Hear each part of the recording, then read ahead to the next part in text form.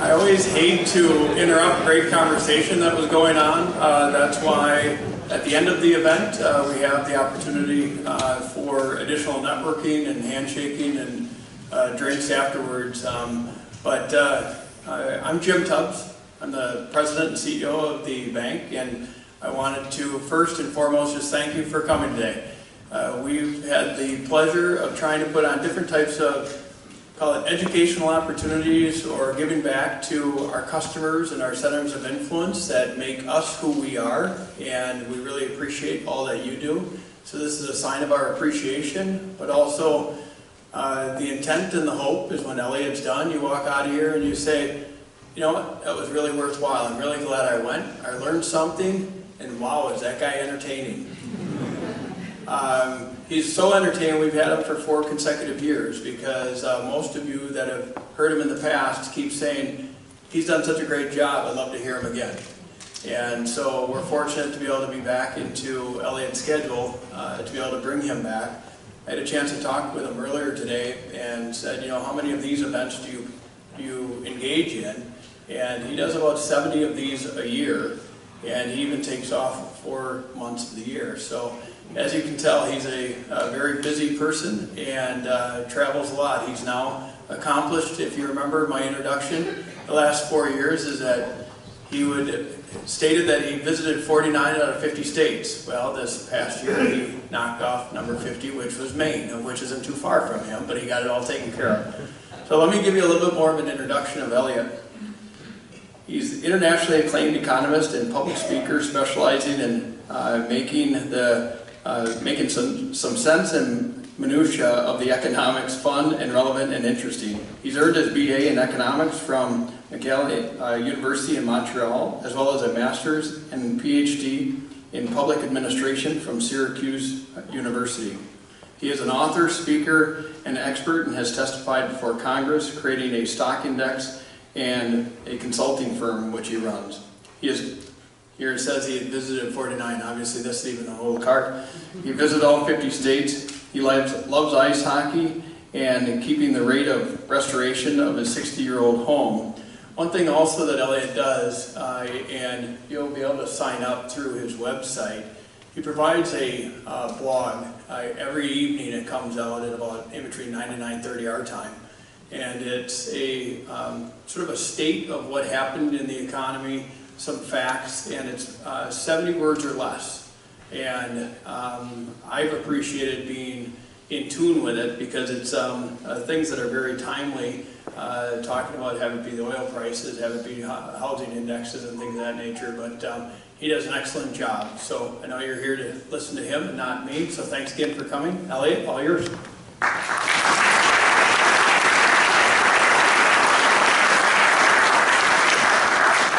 Well, thank you for that remarkably warm welcome, Jim. It really is a pleasure to be back here. You come back once or twice. Now this is serious already.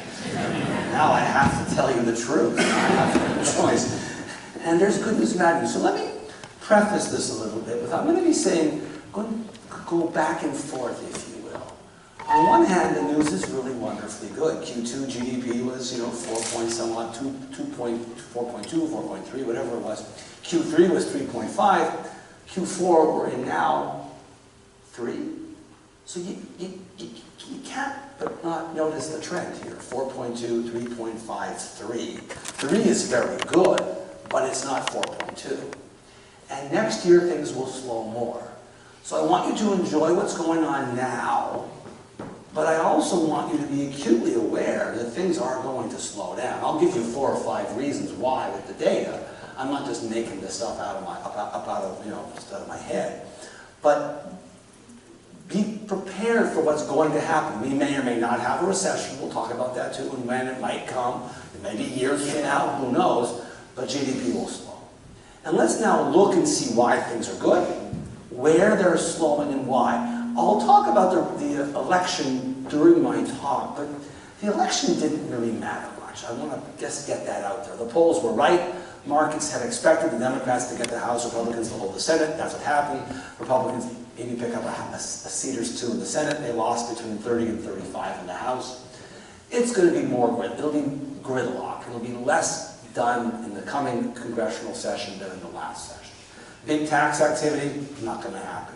Could we have immigration reform? Not on your life. Not on your life. Could we have infrastructure? Yeah, both sides want infrastructure, but there's no way to pay for it.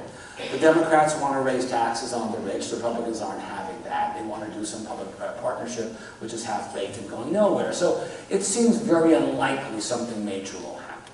But some things have to happen. The government's going to close down on December 8th or 9th or whatever it is if they don't do something.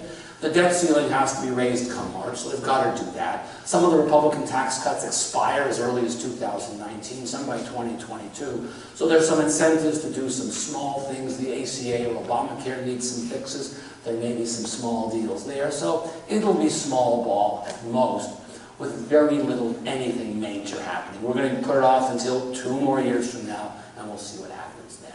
But let's look at the data. I mean, this is a good, things are great. They're good to excellent. Household consumption, see, almost 70% of GDP is terrific. Jobs are plentiful, unemployment is low, wages are starting to go up. As long as you have low unemployment and decent wage growth, the world's a happy place. You know, you may own some stock, because you guys are upper middle class, upper class, whatever, right? But for most Americans, they don't own a lot of stock. They don't care. All they want is a job. You got a job, they're happy. They're confident in their job, and if their wife's got a job and their kids are employed, life is good. So spending is good. Great. The next term is I, corporate investment. Oops, it worked. That's a corporate investment. It's doing okay.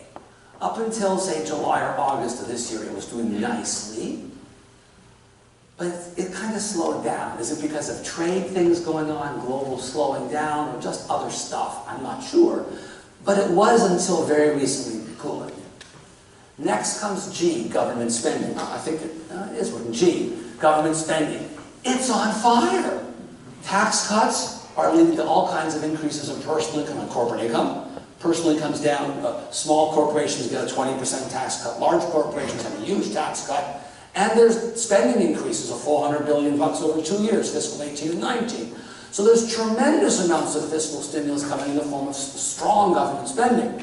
This is not a good thing. This is a policy mistake that we may well regret, but in the short run, it's spectacular. So C is very strong. Until recently, I was very strong. G is very strong. And this is exports minus imports. I know I should use the first letter and their vowels. Vowels aren't as much fun as consonants, so I'm pandering here. Exports were unbelievable in Q2. They were amazing in Q2. They were so good they raised GDP over a percentage point almost single-handedly on soybean sales. The fear that China was going to impose offsetting tariffs on imported American goods. So everybody was racing to get their stuff out. So exports were good. But now, not so good. The dollar's gaining strength, hurting our exports. Global growth is slowing, hurting exports, and so on. So what we had in Q2 was everything strong. C, corporate household consumption, corporate investment, government spending, and net exports were strong. Now, we've got strong C and strong G with weakening I, maybe weakening I, and certainly weakening exports. That's still going to get us 3%. Don't sit here and worry. But over time, everything else is going to slow. Let's see why and let's see where. So this is the stock market. Until recently, the stock market was great. If you owned financial assets of almost any kind, they were doing well, right? And if you owned physical assets like a warehouse, a multifamily structure, houses, apartment buildings, commercial real estate, it's done well too. Things have been good. We're happy. And when we're happy, what do? We borrow money. Americans are borrowing again. You can see here. We borrowed a lot initially in the first half from 2003 through 2008, the peak of the stock market, and before the recession comes in early 2008. 6 quarters of a recession followed by several more years of declines in personal debt because we were just foreclosing on our houses and defaulting like crazy. Not here in the upper Midwest where we're all conservative and thoughtful here, right? But now on the profligate East Coast and West Coast of the U.S., places you look down upon. I'm kidding. But you get my point. And then now, hit the trough, we're going back up again. But the world is a different place than it was then. You can look at this graph and see things are physically very different on the balance sheet of households. First, total debt's higher today than it was then, but not by much. And GDP is 20–25% higher. So as a class, households are in great shape. Corporations, much less great shape. They're in good shape, but not nearly as great shape. Total debt's going up, corporate debt, quality's going down, lots of triple B corporate debt out there, rising rates may cause problems. But households are generally very strong. But notice the composition of the debt's very different. Mortgage debt's on the bottom in orange. It peaked out there. It's today, lower today than it was back then. Amazing. So much default took place. Even though home prices have recovered, the housing market's okay, total debt's less than it was. So mortgage debt's not a problem. It's not going to drive our economy into a recession. No ands, ifs, or buts. Do I think that Congress will now have housing finance reform? Very unlikely. The Democrats want to keep the 30-year mortgage and keep Fannie and Freddie in business. The Republicans, all else equal, would largely like to get rid of all the government subsidies and government backstops to the housing market. So I really don't think that there's a way for housing finance in the short run to get dealt with. Notice what's really changed, however, is this, student debt. It's gone from nothing to gigantic in 10 or 15 years. So kids walk out now with what? $30,000, $20,000 in debt. That's kind of the average, $25,000. That's a car payment. And then if you add a car to it, because green is car, students have incurred, kids who are 23, 24, have incurred 20% of all household debt, probably by the time they're 24 years old. It delays them buying a house. It delays them getting married, having kids, and of course getting the all-important visible tattoo. I don't know, whatever. Ear gauge, these big ear gauges, whoa, I'm getting old and crotchety, it's very apparent, I just don't find these things attractive. The thing that I want to impress upon you is notice the rate of growth in the debt. Look at this mortgage debt. This was incredibly rapid growth. It went from roughly $5 trillion to about 8 or 9, it almost doubled or up by 60% in 3 or 4 years. That is much too fast. That is like shocking, right? It reminds me of, my favorite rock group, AC/DC, or one of my favorite rock groups, AC/DC. And they have a song called Highway to Hell, Highway to Hell. That's it. That's it. We were going to hell and we were enjoying the process. We weren't paying attention, we weren't thinking, no one was paying attention. Poof, right into the ditch. This student debt problem is a problem, but it isn't nearly as serious. It's only $1.5 trillion. It's seventh or eighth as big, seventh as big as the housing debt is now. It's dispersed among a lot of people, and over time they're going to discharge the debt, right? As these millennials become 30 and 40 and 50, they will get Congress to wipe it out. They will get rid of it on bankruptcy. They will somehow socialize the costs. That's about $4,000 per person. So thank you in advance for paying off your friend's mortgage or something, right? Some kid should come and say thank you to you. But households are generally in very good shape. And we're very happy. We're remarkably happy. Why? Because unemployment's 3.7%. This is the lowest unemployment rate in 49 years. Everybody can get a job who wants a job. There's no excuse not to work right now if you need it, if you want a job. You're a high school kid, graduate, you can get a job. You're 16, you can get a job. You're an ex-con, you can get a job. You're a convict currently, you can work in prison. There's ample opportunity for employment now. There's no excuses not to work, right? And this is important because when you're happy to spend money, happy households spend a little bit more money. But households aren't the only group that's happy. Look here, this is corporations. This is data that came out yesterday. The October data just came out yesterday. And you can see where we're sitting. We're sitting at these very high levels. This goes back to 2000, but the series goes back to 1975. So it's almost a 45-year, 48-year series of data, 43-year. That dot right there was August. So then we had September, which was down a little bit, and October, which was down a little bit. September was the highest data point in the history of the series since 75. The next month's data was the 3rd highest ever. This is like the 4th highest ever. So we are spectacularly happy. We're going down, yes. Does that mean much? No. Nothing can stay perfectly high and break records every single month forever. So small households back here, oh, wrong direction. Small business households are happy. Small business is happy. And we know Big business is happy. Up until recently, the stock market did great, was doing well. Dividends are going up. Mergers and acquisitions are taking place, right? That's really stupid activity, right? We know so many of them don't work out, but they tend to happen at the peak of the cycle, so that's good. They're buying back shares. That's also something stupid that firms generally do. Firms inevitably end up buying their shares at the peak of the market. They should be buying their shares at the trough of the market. Why buy your shares high when you can buy them low, right? But hey, I digress. But you're seeing all these things happening, saying things are good, the market's solid, this is a robust economy, people feel confident about the future, even if they do stupid things. Nonetheless, we're happy, right? Small business, big business, households. So what are we doing with our money? Oh, we're going to hotels. That's a totally frivolous expenditure. No one has to go on vacation. No one has to rent a hotel room. Firms don't have to go on corporate travel, right? But we're doing it. 2017, dotted blue, was the best year in history for occupancy rates. So 2018, we're building hotels like crazy, and the occupancy rates are tracking very closely to 2017.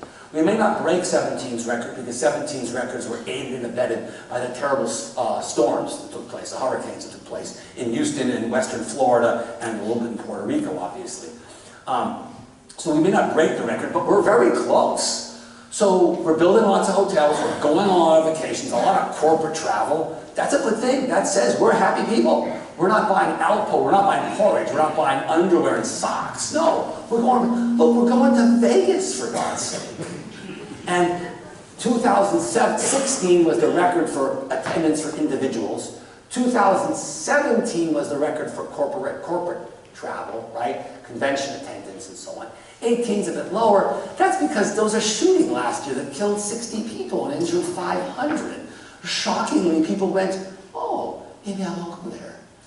But if you look at the prior slide on the vacation, on the hotels, there's no decline in hotel attendance this year. It's purely a Las Vegas effect because of the shooting. So we're going to hotels, we're going to Las Vegas. Oh, we're going on cruise ships. Gee, let's get free booze and travel while we drink. Okay, I thought you guys did that at football games. I'm a foreigner, I'm not cultured here, I don't know. But you guys have a history of, you guys like your brew, right? You guys like bratwurst and brew, right? That's what your famous cheese, whatever. But look, everyone's becoming a Wisconsinite here. We love, going on cruising. So this is a frivolous thing, a 25th wedding anniversary, a birthday party, 50th wedding, bring all the kids and grandkids, let's go on a fancy cruise. This is only because you're feeling confident about your job, unemployment 3.7, you're not going to get fired.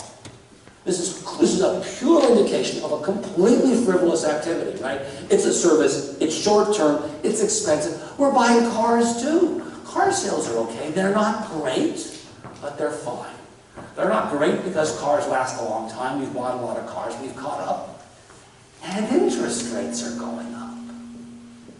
When interest rates go up, as they're going on, now we're in the midst of an interest rate rising cycle.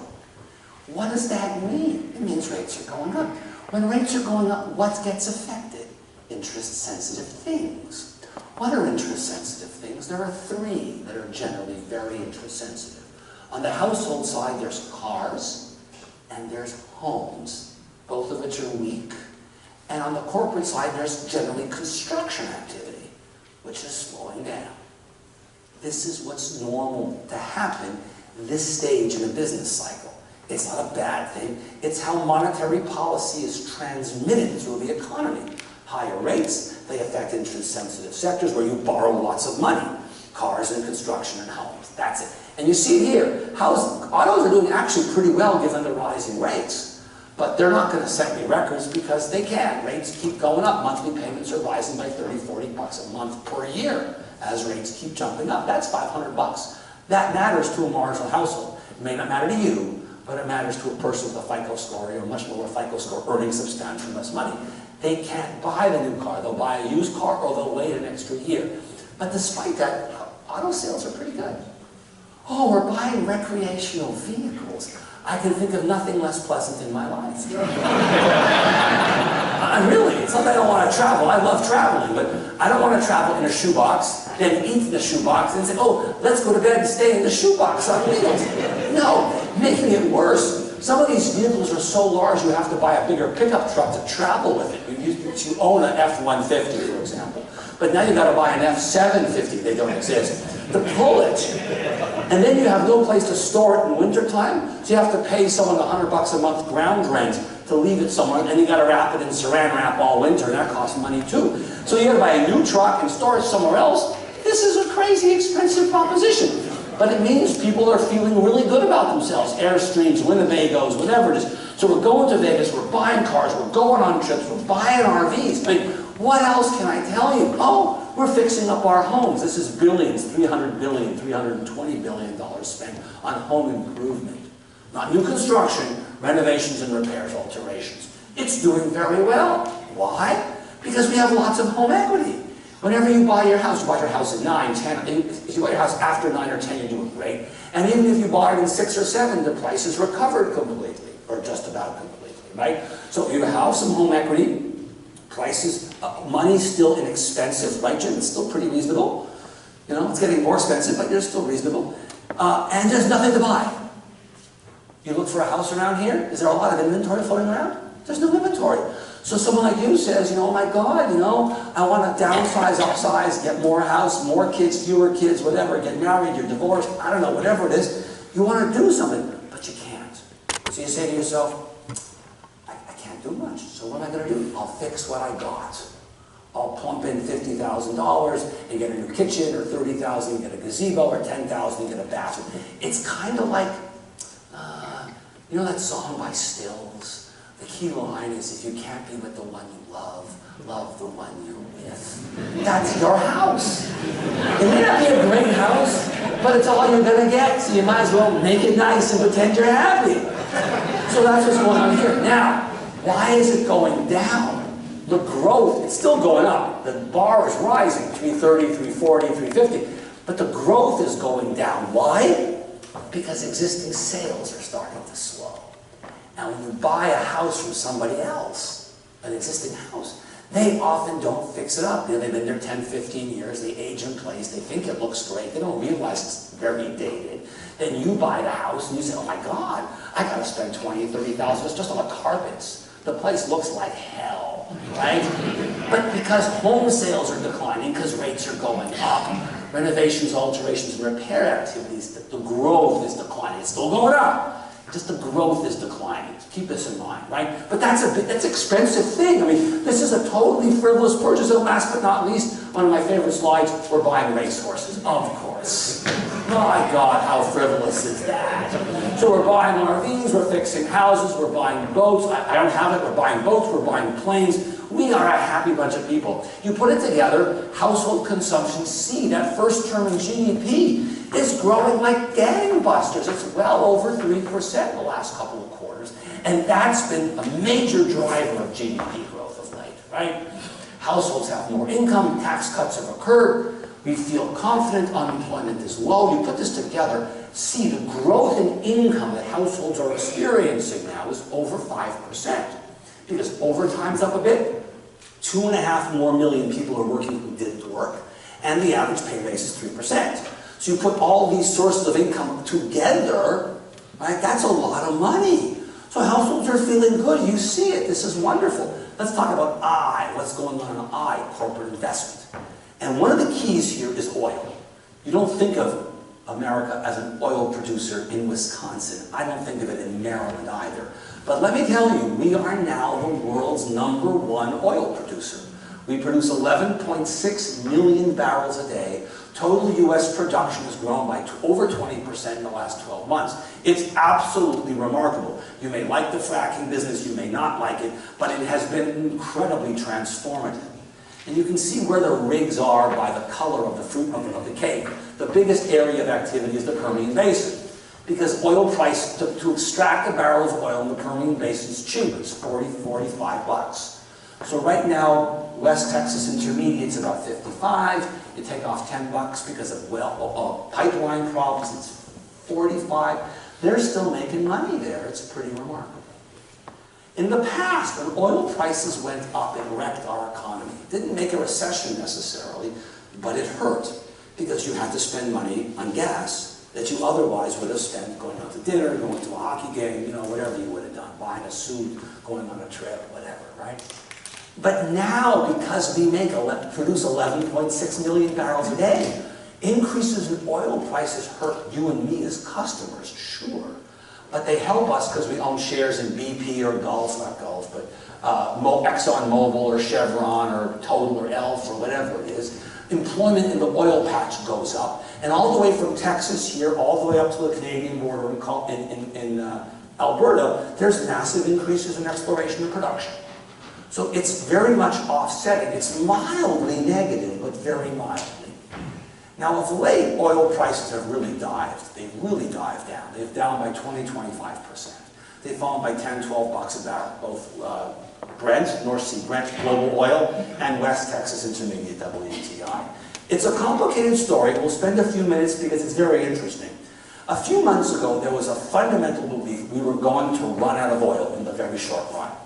Trump was going to impose the tariff, the punishment on Iran because of the nuclear deal, the JCPOA. Iranian production was going to drop like a rock. Venezuelan production is already dropping like a rock because of gross mismanagement, their gross political mismanagement.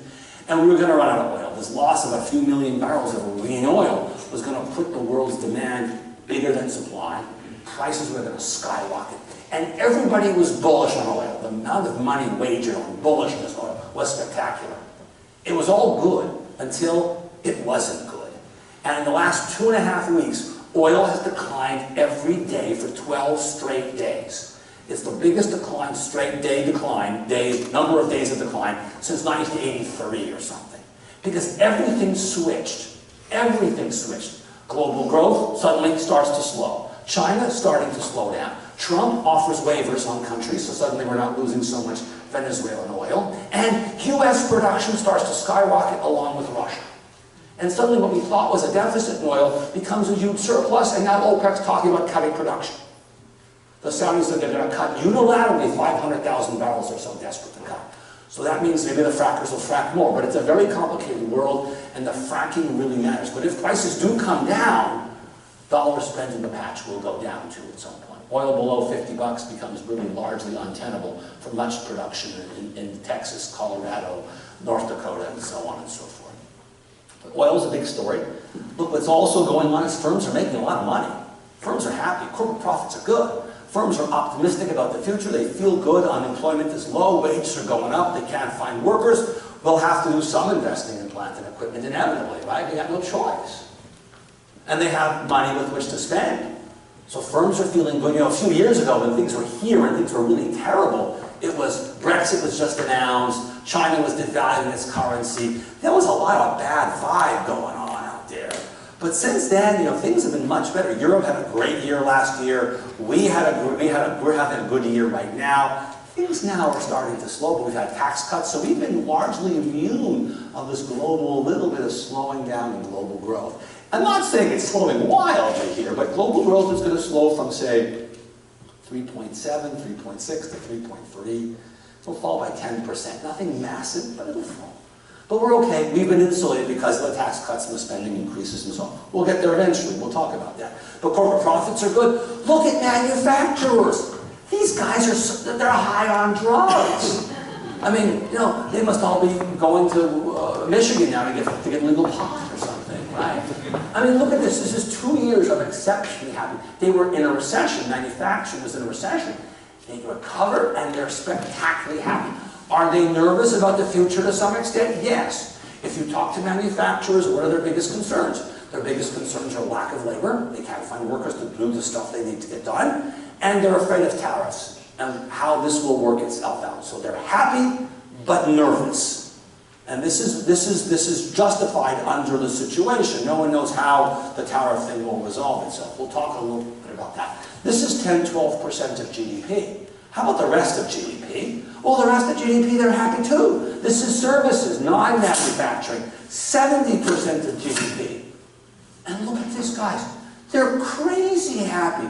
The series begins here just as the recession starts, but it's been 10 years. They've never been happier than they are now. Manufacturers are happy, service providers are happy, small businesses happy, big businesses happy, households are happy. We're buying boats, cars, planes, RVs, we're going on vacation, we're going to Vegas. It's great. Q4 GDP will be 3%. This is wonderful. But it's not going to last. You can see here. This is spending on equipment, not plants, but equipment. And you can see it skyrockets. You know, the Trump tax cut comes somewhere around here, early 2018, right? Or very late 17, I'm sorry. So it may have had some impact. The higher oil prices, certainly. Oil prices now, the oil investment spending in oil is now a huge driver of corporate investment. It's them and the high-tech companies like Google and Amazon. These are the major drivers of corporate investment in plant and equipment, research and development, and so on. It went down the last couple of months. Am I sitting here going, oh my God, the world's coming to an end? No. Am I a little bit unhappy about this? Yes. I'd like to see it keep going up. We need it to go up. We need it to go up. Because it's the single best thing that will increase the productive capacity of our economy. As a result, it raises wages of workers, and it's a deflationary thing. As productivity goes up, it pushes down inflation. It weakens inflation. So investing in plant and equipment is the single greatest thing that happens to America. It makes our workers more productive, our firms more productive, higher wages, and less inflation. We need it desperately, because we're a slow growth economy. We'll get there in a couple minutes too. So this is investment. Now let's talk about government spending. This is where it gets easy and a little depressing all at once. So last December of 2017, the Republicans passed on a partisan basis a tax cut in blue. It was a stupid idea. Our economy was already doing great. We were at 4.2% unemployment. We didn't need the stimulus. But the Democrats were upset because they weren't involved in the stupidity. They wanted a chance to also be stupid. And they went to the Republicans and said, please, please, let us also. Can we be stupid? We missed in December, but give us a chance, come on. Republicans said, sure, let's work on it together. Let's be stupid together this time. And they went, yeah. So they had this $400 billion spending increase, fully deficit financed. $100 billion for storm relief from last year, which made sense. And the remaining $300 billion was evenly divided, almost evenly divided, between increases in defense spending to please Republicans and increases in social spending to please Democrats. They had been living for years in Congress under these very restrictive rules that kept the deficit at bay, and they hated it.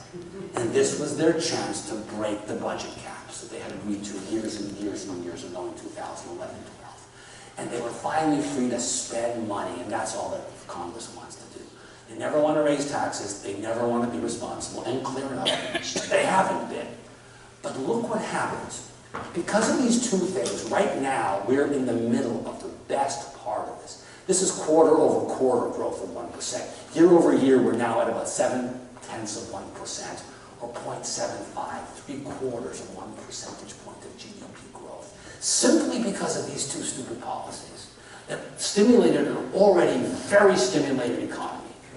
We didn't need to do it, but we did. But we're enjoying it now, so enjoy it. But as I've heard, I don't know this personally, but I've been told that when you're on an upper, it feels really good. But then there's the inevitable down that comes after. Again, I don't know this from personal experience. So just, it's great now, but you can see what happens. It goes from massively fiscally expansionary to mildly contractionary. This is where a deal can be made in Congress right now. No one wants to see that. You don't want to see government becoming a contractionary force late in a business cycle. That's not good either. So they might be able to manage some marginal spending increases or a little bit of tax cuts for lower income people or something. This wouldn't shock me. I don't think it'll happen, but it could well happen. This would not be surprising at all. But this is the first notice we have that GDP is going to decline, because you can see whoosh, right down there. From fiscally expansionary to contractionary, you can't have this massive change in fiscal regime without having some serious behavioral effects, income effects, saving effects, blah, blah, blah, blah, blah. And look at what it's doing to our budget deficit. This is a serious, chronic, long-term problem. The last two times we were late in the business cycle was 1999-2000, so late Clinton second term and late W second term. We ran surpluses here and very small deficits there. So now, here we are, essentially in the same place 10 years later. So you'd think we'd be running small surpluses, small deficits or nice surpluses. Instead, we're running the largest deficits we've run in dollar terms since here and never earlier, and as a percent of GDP, that's 5%. This is the biggest debt to deficit to GDP ratio we've ever had outside of a war, or right there, the pit of the recession, the Great Recession of 2008.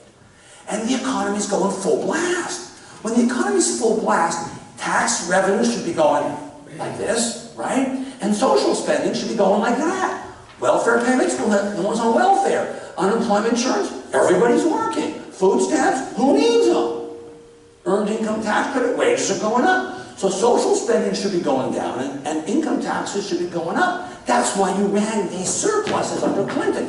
The last two times we had unemployment below 4%. The most recent time was here. The time before that was 1969 under Richard Nixon. Early in Nixon, first Nixon term. The only full term he had, but I digress. Those two times, we were the last two times we ran a surplus. So now here we are again, the same unemployment level, below 4%. We're running these massive deficits. Now, if we didn't have the tax cut, and we didn't have the $200 billion per year for 2 years, our deficit would have been somewhere around here probably.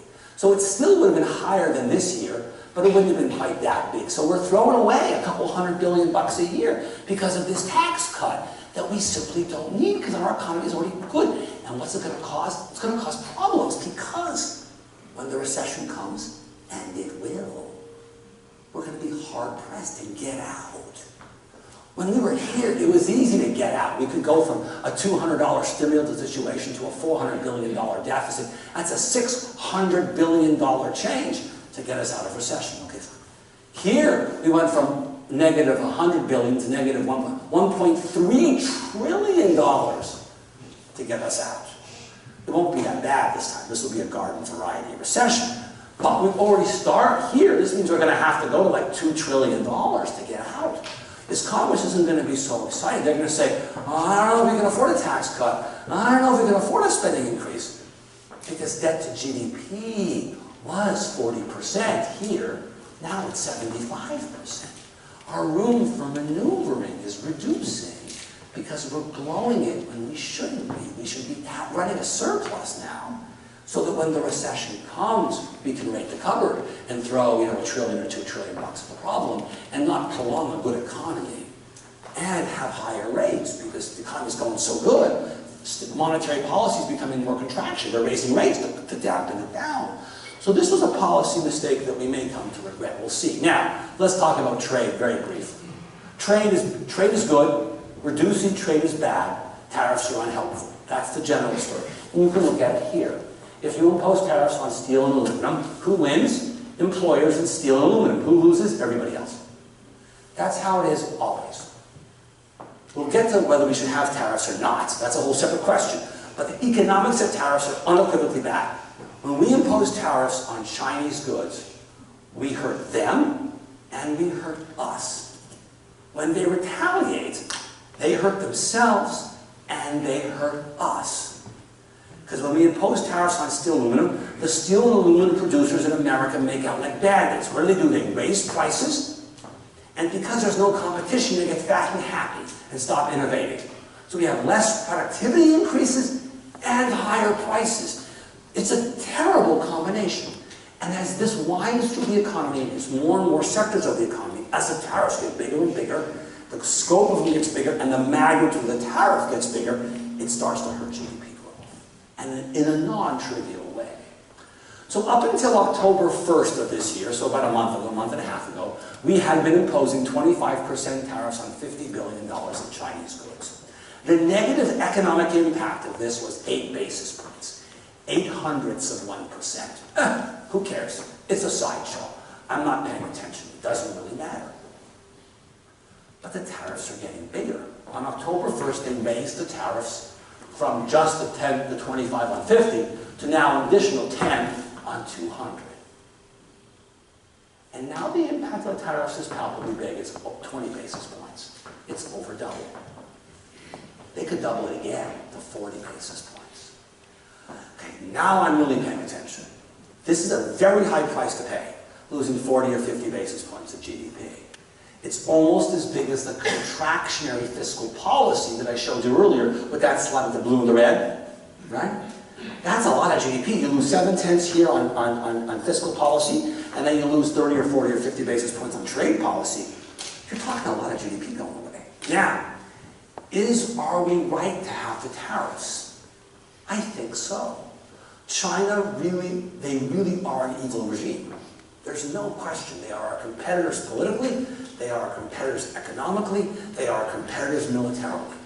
And they are cleaning our clocks. They are stealing our technology, preventing us from competing in their country on a fair basis, forcing us to give away our technology, and so on and so forth. Do they deserve to be spanked badly and beaten and bloody? Damn right. So I'm very much in favor of teaching the Chinese a lesson. That having been said, I hope it works out. I'm not sure it will. I don't know how this ends. It makes me nervous. And that's why no one else has done it before, because the risks to the economy on the downside are quite meaningfully large. They may well be worth it, and let's hope China changes their game and does the right thing. Obama tried to get the Chinese to behave. They said all the right things, and they kept on being the jerks that they are. So I'm very anti-Chinese. I mean, they're taking over the South China Sea and doing a whole lot of very egregiously wrong things. They deserve to be taught a lesson. I'd like to see the world go in on with us against China and do these tariffs as well. I hate to see it just being us, but I digress. So tariffs could be a big deal. Last but not least, this is GDP growth. So I'm telling you everything is great. See, household consumption is great. Up until recently, corporate investment was good. Government spending is rocking. Exports were until recently really good too. And that's all you get. That's it. That's GDP growth. 3.1, 3.2 for the year. Why so low? Why can't we be back here? This was Clinton. That was Reagan. These are recession bars. Why can't we be so good? It's your fault. You're older. You're too old. America's aging. The boomers are retiring. Population growth isn't so good. This is how GDP growth goes. You can calculate by CIG and adding it up or whatever. But this is what drives GDP growth. It's just two things. More people working in the labor force, and labor productivity growth coming from plants and equipment and human capital improvements. We have more capital per worker. Workers work faster, better, more. They get paid more money. It's deflationary. Wages are up. It's great. Boosts GDP. And more working. So more people who are working better. But you can see the labor productivity growth pig is weak. It's weak. No one even knows why. But it's as if this growth here was just a blip. This was because of technology. There was the dot-com boom and the phone and BlackBerry and cell phones and iPhones and internet and stuff. But 1.2, it says we're going down a little bit of late. And this population thing is steadily declining. You want to make America great, or depending on your political persuasion, you want to make America great again? You know what you should do? Go home, make love. Because I promise you, you do that enough times, and then you get a kid. And 16 years later, they enter the labor force. And that problem goes away. And from what I understand, again, I don't have any personal experience with this, but I understand that the practicing of making babies can be very enjoyable. So just consider it. If you go to Michigan, you can, at the same time, it could be pleasant. So, are we going to have a recession anytime soon? This is the million-dollar question. Let's think about it. GDP was 4.3, 3.5, 3. By the end of next year, it's 2. We're late in a cycle. Fiscal policy is becoming contractionary. Trade policy is becoming contractionary. Right? This is when recessions occur. Recessions, increasing the likelihood of a recession. It goes up as GDP growth goes down. If you're having GDP growth of 5 or 6%, you can withstand a lot of headwinds and still grow 2 or 3%. But if GDP growth is just 2%, and you're facing fiscal headwinds and monetary policy headwinds and trade headwinds and employment headwinds, the chances of going to zero for a quarter or two aren't all that bad. You're thinking you're on a bicycle, you're going downhill, you're going 25 miles an hour, and there's a crosswind or a headwind. Are you going to fall off your bike? You're going 25 miles an hour, you're good to go. But if you're going 5 miles an hour, and it's flat, and this massive headwind comes at you from the side, your bicycle will fall over. That's a recession. The slower you go, the higher the chances. Now, let's get back to this graph. This graph's a measure of yield curve inversion. The yield curve looks like this. Years out of borrowing, so 1 year, 2 year, 3 year, 4 year, 5 year, 10 year borrowing at the bottom, and interest rates, say 1, 2, 3, 4, 5, 6, 7, 10. Let's suppose you borrow 1 year money for 1% on fiscal policy, and then you lose 30 or 40 or 50 basis points on trade policy. You're talking a lot of GDP going away. Now, are we right to have the tariffs? I think so. China they really are an evil regime. There's no question. They are our competitors politically, they are our competitors economically, they are our competitors militarily. And they are cleaning our clocks. They are stealing our technology, preventing us from competing in their country on a fair basis, forcing us to give away our technology, and so on and so forth. Do they deserve to be spanked badly and beaten and bloody? Damn right. So I'm very much in favor of teaching the Chinese a lesson. That having been said, I hope it works out. I'm not sure it will. I don't know how this ends. It makes me nervous. And that's why no one else has done it before, because the risks to the economy on the downside are quite meaningfully large. They may well be worth it, and let's hope China changes their game and does the right thing. Obama tried to get the Chinese to behave. They said all the right things, and they kept on being the jerks that they are. So I'm very anti-Chinese. I mean, they're taking over the South China Sea and doing a whole lot of very egregiously wrong things. They deserve to be taught a lesson. I'd like to see the world go in on with us against China and do these tariffs as well. I hate to see it just being us, but I digress. So tariffs could be a big deal. Last but not least, this is GDP growth. So I'm telling you everything is great. See, household consumption is great. Up until recently, corporate investment was good. Government spending is rocking. Exports were until recently really good too. And that's all you get. That's it. That's GDP growth, 3.1, 3.2 for the year. Why so low? Why can't we be back here? This was Clinton. That was Reagan. These are recession bars. Why can't we be so low? It's your fault. You're older. You're too old.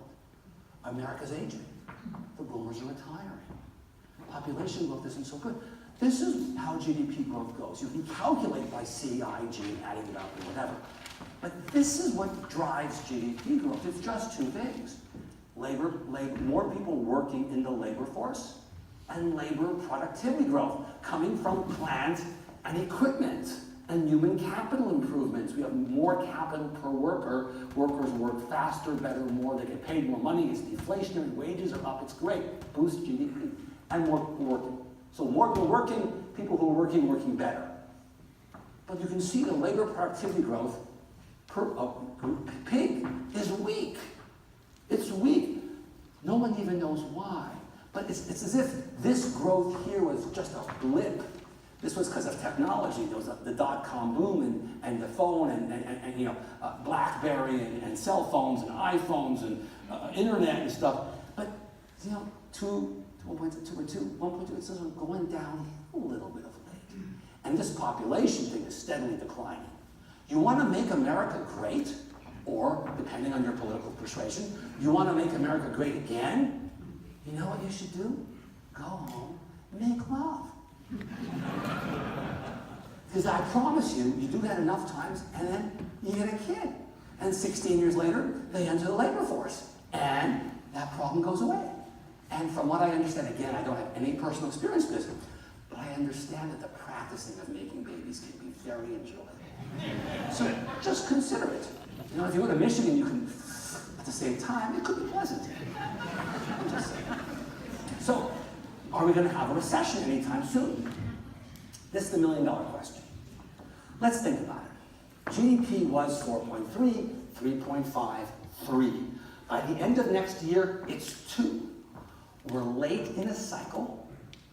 Fiscal policy is becoming contractionary. Trade policy is becoming contractionary. Right? This is when recessions occur. Recessions, increasing likelihood of a recession goes up as GDP growth goes down. If you're having GDP growth of 5 or 6%, you can withstand a lot of headwinds and still grow 2 or 3%. But if GDP growth is just 2%, and you're facing fiscal headwinds and monetary policy headwinds and trade headwinds and employment headwinds, the chances of going to 0 for a quarter or 2 aren't all that bad. You're thinking you're on a bicycle, you're going downhill, you're going 25 miles an hour, and there's a crosswind or a headwind. Are you going to fall off your bike? You're going 25 miles an hour, you're good to go. But if you're going 5 miles an hour and it's flat, and this massive headwind comes at you from the side, your bicycle will fall over. That's a recession. The slower you go, the higher the chances. Now, let's get back to this graph. This graph's a measure of yield curve inversion. The yield curve looks like this. Years out of borrowing, so 1 year, 2 year, 3 year, 4 year, 5 year, 10 year borrowing at the bottom, and interest rates, say 1, 2, 3, 4, 5, 6, 7, 10.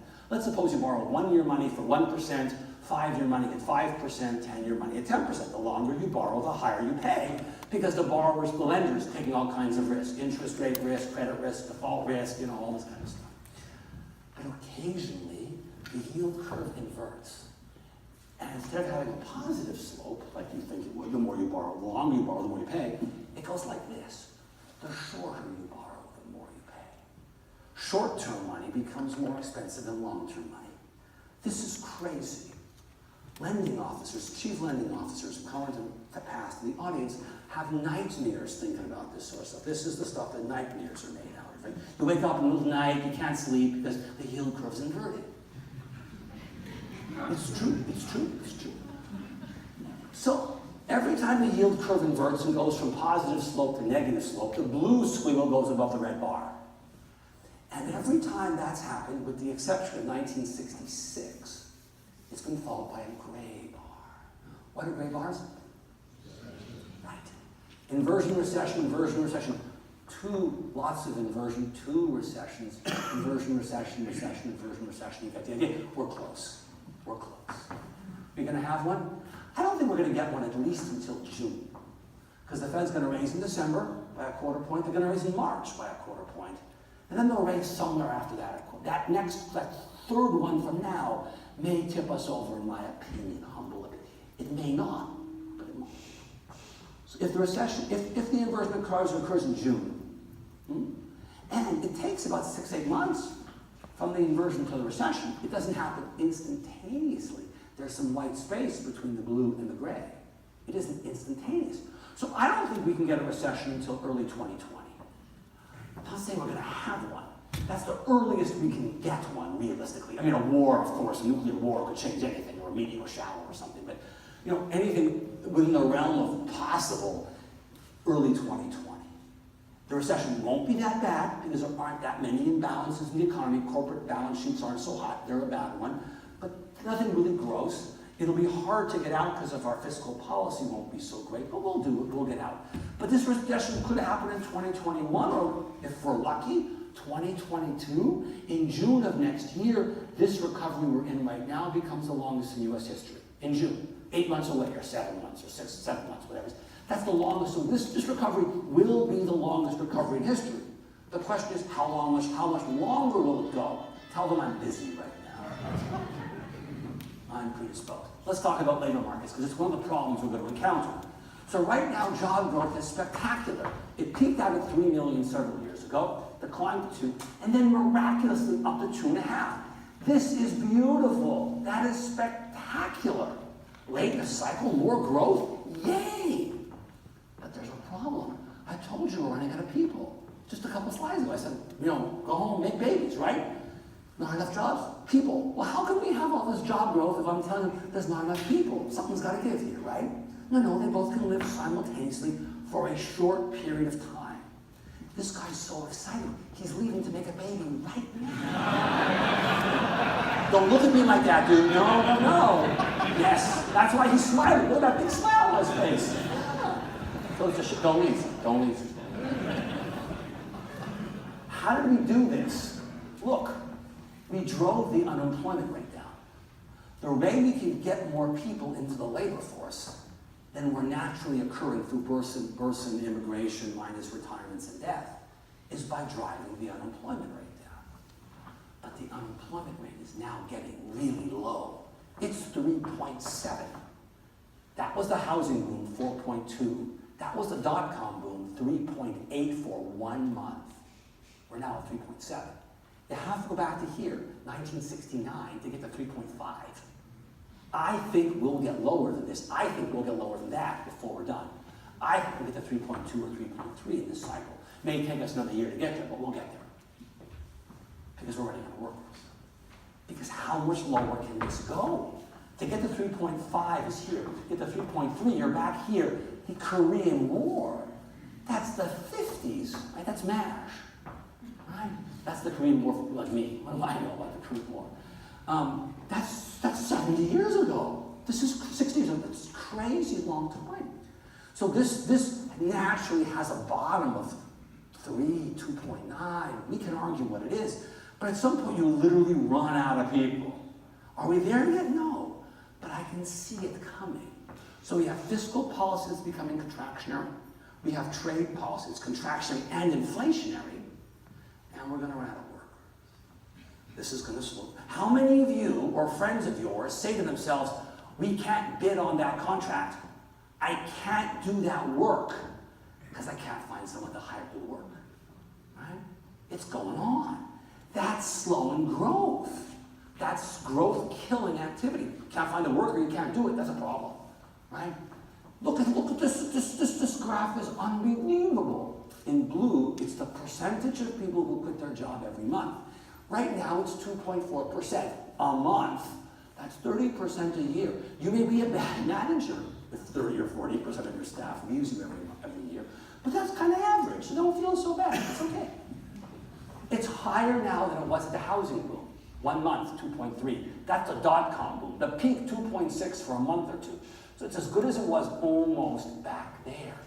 But there's a big difference. We were much younger then. The boomers were 40, now the boomers are 60. He's back, that was very quick.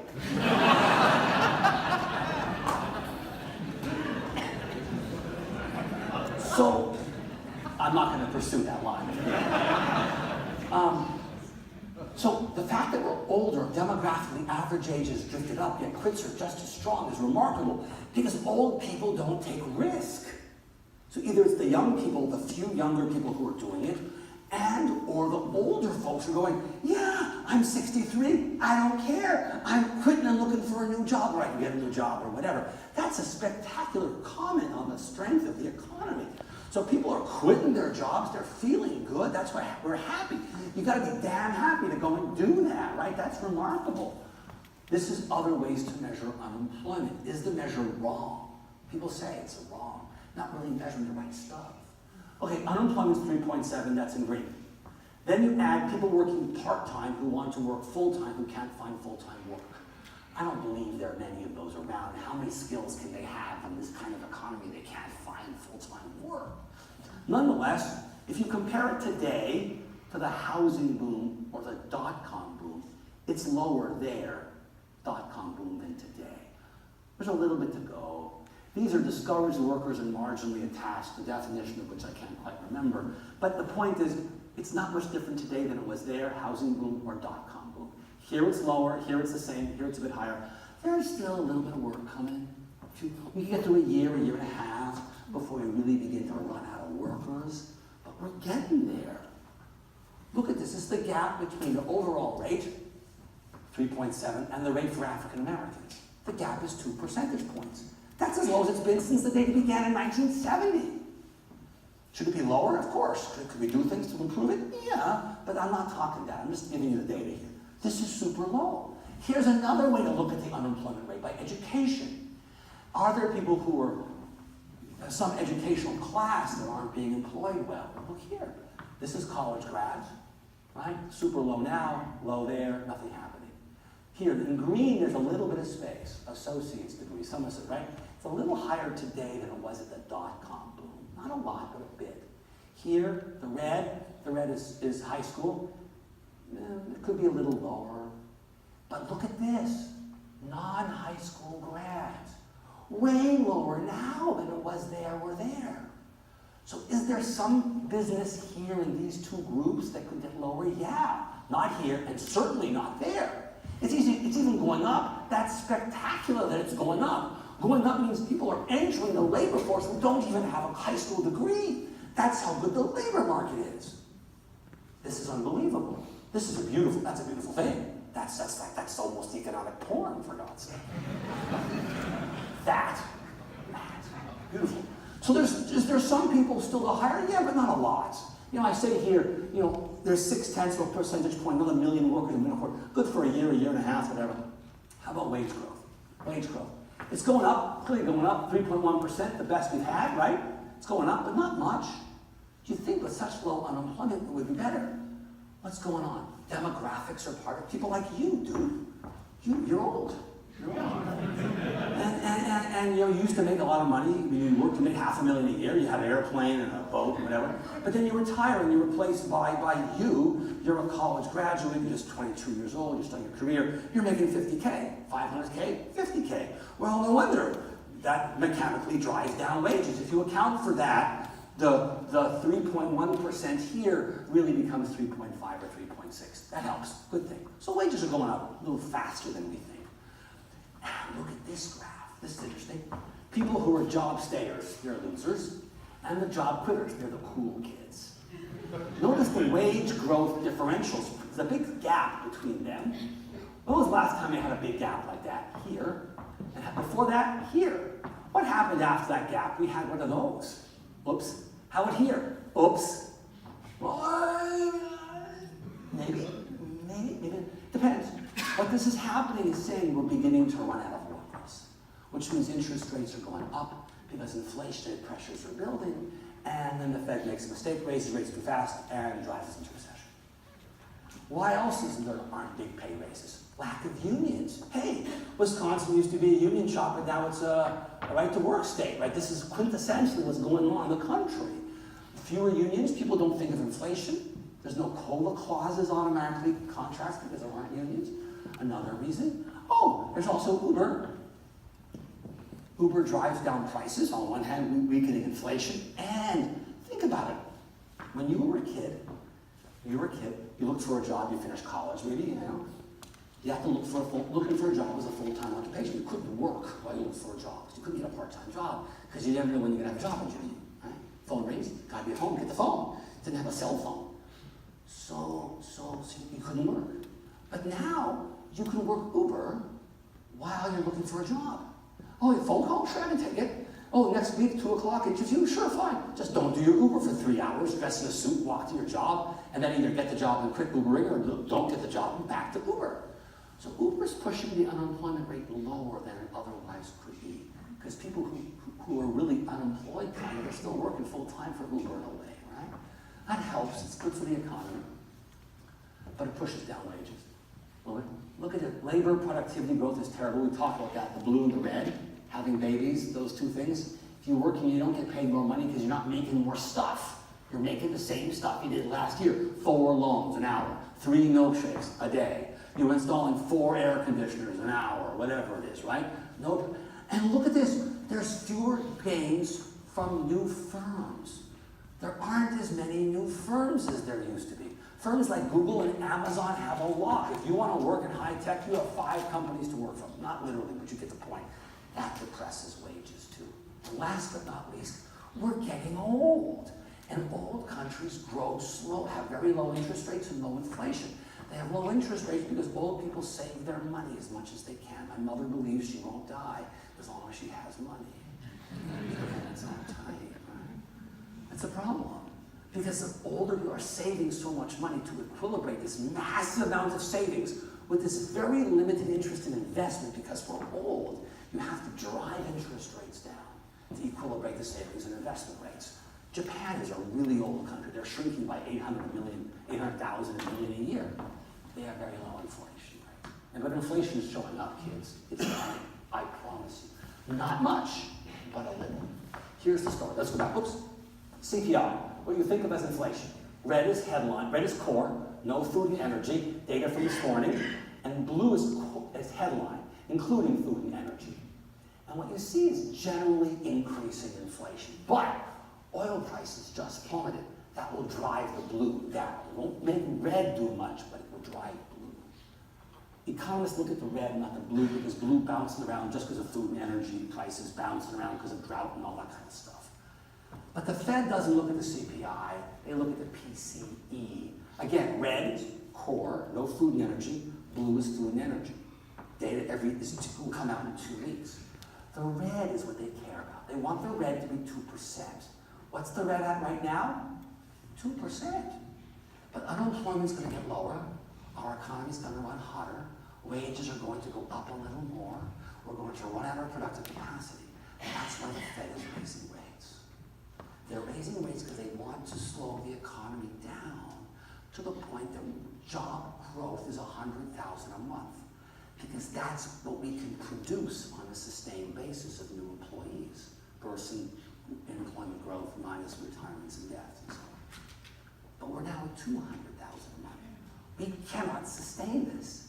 They must slow us down. If they don't, inflation will take off, they'll raise rates a lot, and they'll drive us into recession for sure.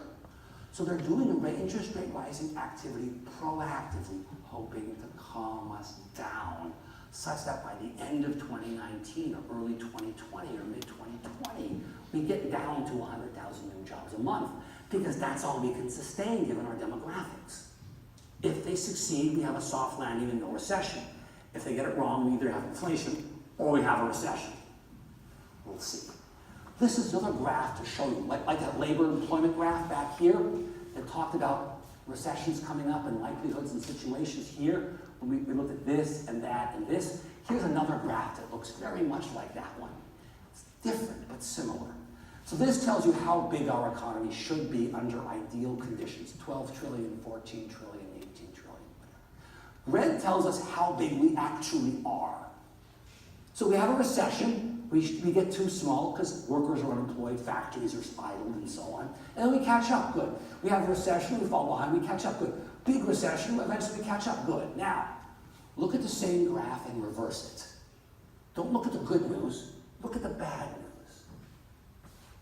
What happens right before the recession? Right before the recession, red touches blue, and you have a recession.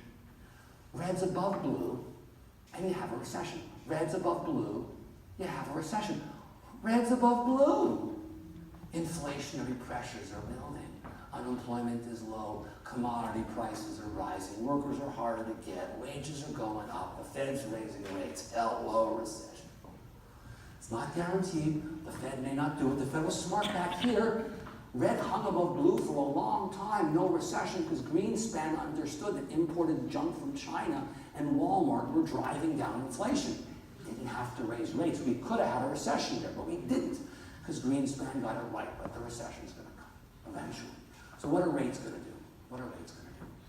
I don't know, but we do know that the taller the chairman of the Fed, the higher the rates. Tall, high, short, low. Mistake. He's too tall, too tall. Kidding aside, what are rates going to do? Fed funds is now 2 1/8. This is the rate that banks lend to each other. Overnight, revo, reverse repo. Fed funds, 2 1/8. By the end of the year, they bump it up by 25 bips. No question at all. I am certain they're going to do it. The following year, I think 3 hikes. Maybe only 2 if the economy's weak, inflation's weak, and GDP growth is weak, and unemployment doesn't go down that much. Maybe as much as 4 if GDP is better than I think, inflation's a little faster, and unemployment goes down quicker. It depends. We'll see. I'm giving it 3 because I think that's the middle of the road. 2, 4, we'll see. The following year, by then, my hunch is we probably are in a recession, and the Fed's lowering rates. Don't bet on this. I hope I'm wrong. I have no reason to know this to be the case. There's no leading indicator telling me this. I'm just suspecting that's a long time away. Something's going to go wrong. we'll have a recession in 2020. But maybe we don't. Maybe it's 2021. Don't sit here and think that's going to happen. This I'm telling you will happen 3 next year, almost certain. Beyond that, it's a little far out. Let's talk about housing quickly and then we'll wrap it up. So first, new construction activity, dollars spent is flat. Non-res is pretty much flat, and this is skyrocketing public. Why?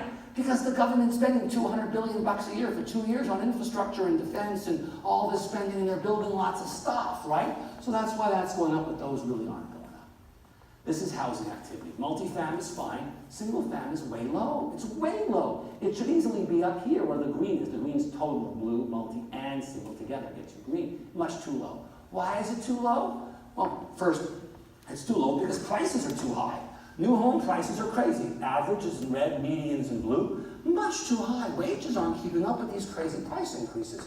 Builders are pricing their products out of the market. People can't afford to buy. There aren't enough entry-level homes out there. You can see it here. 10 years ago, 10 years ago, 05, we built 25,000 homes a month of black and silver. Black below between 150 and 200, silver below 150. Now we build nothing. Look at $200,000 to $300,000 homes. In blue, we built 35,000 a month, and now it's what? 15,000 a month? That's why there's no homes, because it's the cheap homes that aren't being built. Tragedy. Lots of multifam coming on the market in the short run. All these homes, the permits that were pulled back here are finally coming onto the market because of lack of construction workers and so on and so forth. So there's a short-term oversupply of housing, pushing down rent increases, but they'll go back up because we're not building enough single-family homes and we're creating lots of jobs. So we have an imbalance. You have to build something, shelter for these people. It'll be multi-fam, I'm sure. But the homes that the builders are building, there are enough of them. Look at the inventory. It's about 320,000. These are not started homes, permanent but not started, started, not sold, built and not sold. So the builders are losing their shirt on these. These are spec being built and that hasn't even begun yet. But they're at the right level. So what the builders are building, they're building enough of, they're just not building enough at the lower end. That's the serious tragedy of our housing market, and that's what's driving prices up. Builders are still pretty happy. Of course, there are only 5 builders in the country. And they're all building homes that cost $19 million. Because they aren't building the cheap end homes because they can't make any money at it. Why? Regulatory costs have driven the cost of a home up.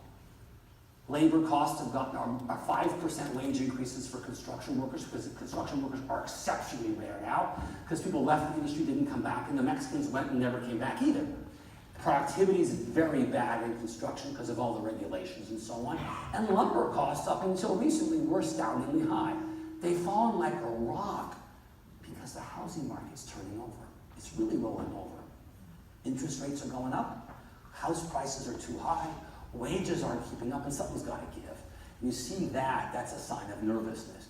There's also lack of inventory because foreigners are buying our houses. So inventory's been declining for years because there's not enough new homes being built. Last couple of months, year over year, inventory's flat. So flat's the new up. Better than nothing. But this lack of homes, being new homes, and great job growth leads to lack of supply, pushing up prices. It's really simple. You can see here. But now with inventories stopping, declining, wage price growth is declining from the upper 6s to the lower 5s. It's still more than wage growth.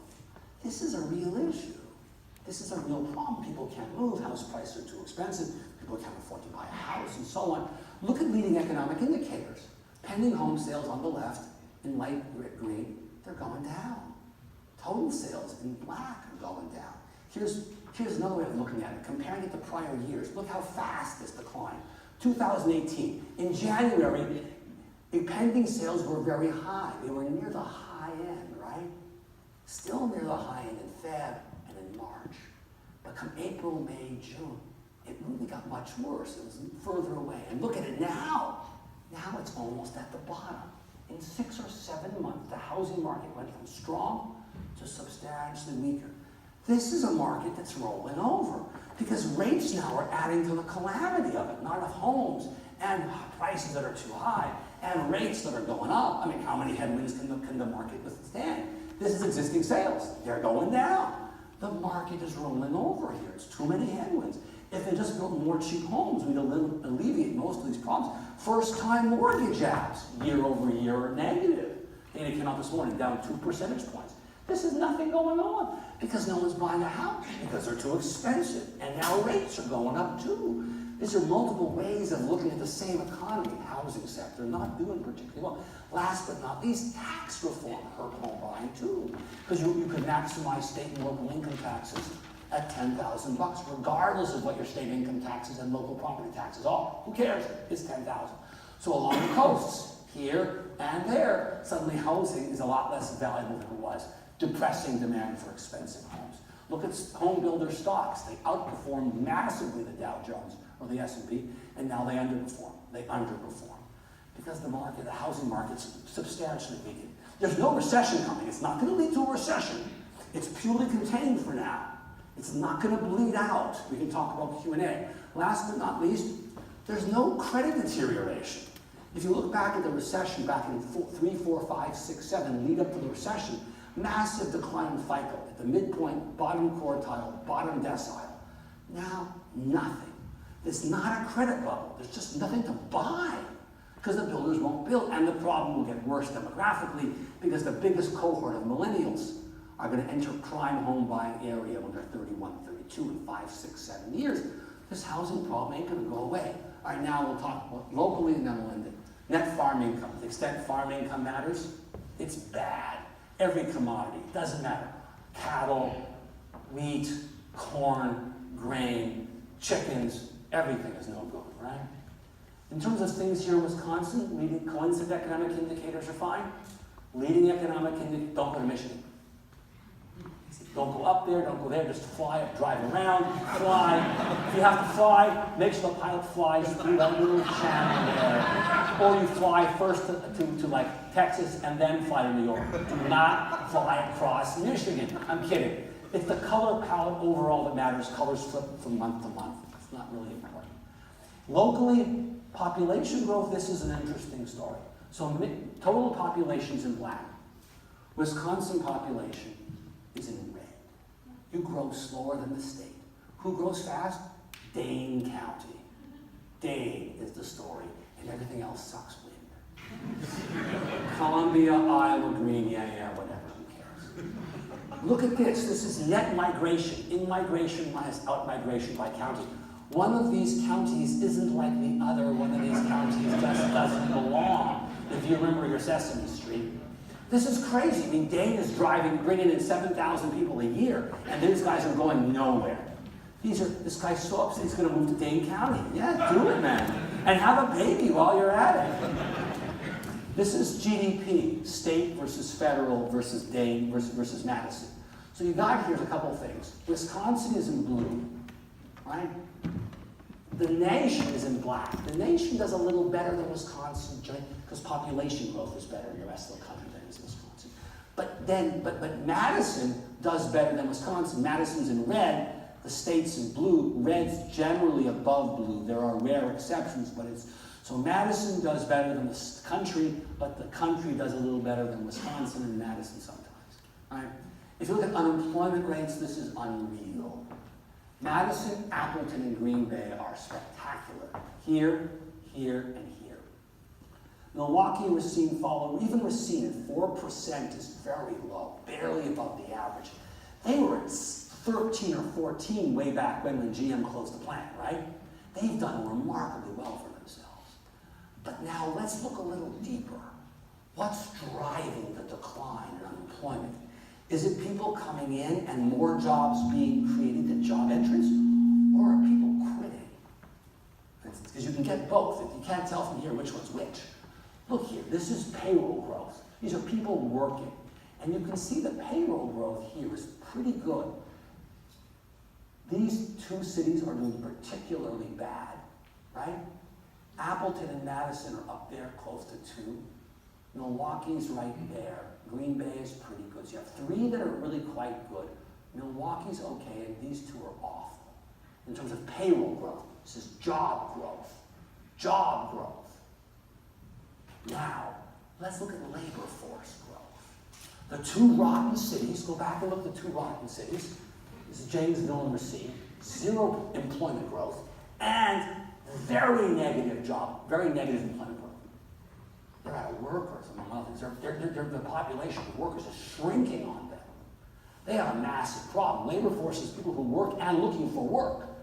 And you can look, it's horrible. Racine and Janesville are the worst. Right? This is really awful what's going on right here, right? This data could change, but collectively everything is declining because you're running out of workers. Who are the best? Appleton, Madison, and Green Bay are the best, but they're barely at 0.5%, right? If we go back one slide, those good cities here are growing at close to 2%. So your job growth is growing at 3 times your labor force? It cannot continue. You are running out of workers here. Go to Puerto Rico and give them one-way tickets and bring them here in July. They'll think it's the same climate. Payroll business, income growth around the area, not much really going on here. I'd say Racine's done particularly badly. They used to be up in the middle of the pack. Now they're falling down towards the bottom of the pack, only ahead of Janesville. In terms of house prices, everybody's recovered, all but Racine is the only one that hasn't recovered yet, and they're very close. In terms of housing starts, single fam is going nowhere. It peaked out and is declining. But the gap between here and here, between blue and red, is multifam. It's doing gangbusters. You see it downtown, tons of new stuff going on.